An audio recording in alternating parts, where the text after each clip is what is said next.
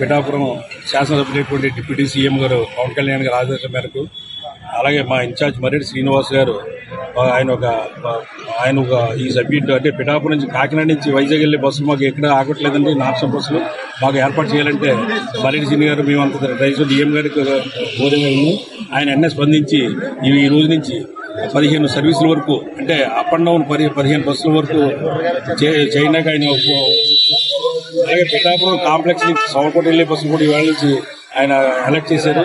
రాబోయే రోజుల్లో పిఠాపురం నుంచి సర్వీస్ అడిగాం, ఏలేశ్వరం కొన్ని విలేజెస్ అడిగాం.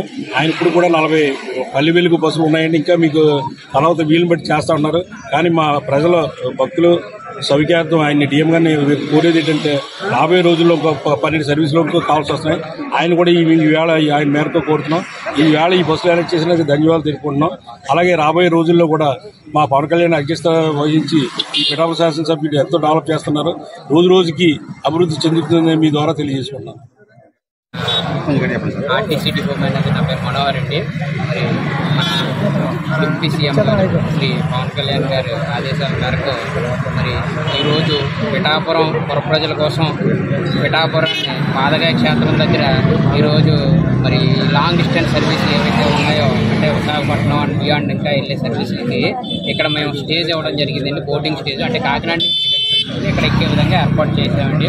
అప్ అండ్ డౌన్ కూడా ఇక్కడ దిగడానికి అలాగే ఎక్కే విధంగా ఎక్కడానికి కూడా మేము అవకాశం కల్పించామండి. అలాగే సామలకోట నుంచి పిఠాపురం వెళ్ళే బస్సులు ఏవైతే ఉన్నాయో దిగుతున్న బస్సులు పిఠాపురం సామలకోట బస్సులు వాటిని Uppada centre bus stand smart bus stand వాటిని కూడా పిఠాపురం బస్ స్టాండ్కి పిఠాపురం బస్ స్టాండ్కి ఎక్స్టెండ్ చేసి వాటిని కూడా సౌకర్యం జరుగుతుంది. ఒక 4 ట్రిప్పులు మేము అక్కడ ఏర్పాటు చేయడం జరిగింది. అలాగే తర్వాత కూడా ఏదైనా ప్రజల అవసరాల కోసం ఏవైనా ఉంటే కనుక అవి కూడా మేము పరిశీలించి చేస్తామని సందర్భంగా నేను తెలియజేస్తున్నానండి. అలాగే పిఠాపురం బస్ స్టాండ్ కూడా మనలో భాగంగా అభివృద్ధి కార్యక్రమాలు కూడా చేపట్టామండి. అవి కూడా బస్ స్టేషన్ పెయింటింగ్ అనేది అసలు బస్ స్టాండ్ బస్సు ఇవన్నీ కూడా చేసే విధంగా చర్యలు తీసుకుంటా ఉన్నాం. బైపాస్ బస్ స్టాండ్కి వెళ్ళకపోతే బస్ స్టాండ్కి కొన్ని సర్వీసులు వెళ్తున్నాయండి, కొన్ని వెళ్తున్నాయి, కొన్ని బైపాస్ నాన్ స్టాప్ బైపాస్ మీదనే అది అక్కడ ఉన్న డిమాండ్ బట్టి దాన్ని పరిశీలించి చేస్తామండి.